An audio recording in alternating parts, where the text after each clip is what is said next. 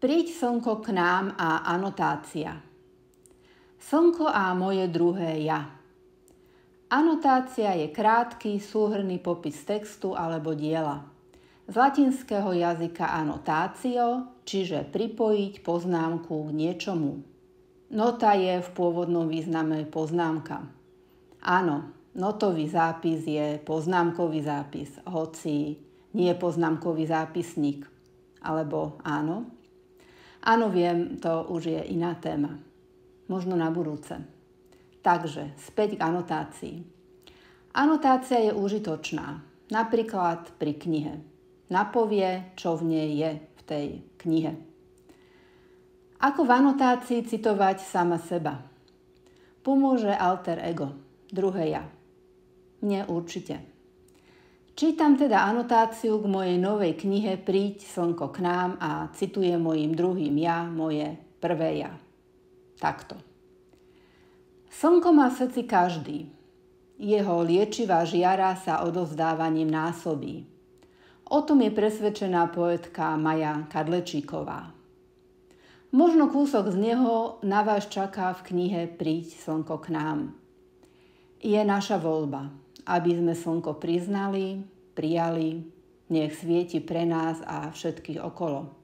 Hovorí a pokračuje. Žitie nemusí byť jednoduché, ale je naše. Je na mieru. Je krásne a správne. Je dobré, ak prvé aj druhé ja vo vás si rozumie. V podstatnom. V prípade anotácie pre Príď slnko k nám to rozhodne platí. Verím celým svojim ja, človek, Maja, tomu, čo som napísala. A potom prečítala. A napísala aj básňou. Príď slnko k nám v novej knihe. Čítam sama za seba a za obidve ja, pre vás. A pre všetky vaše ja.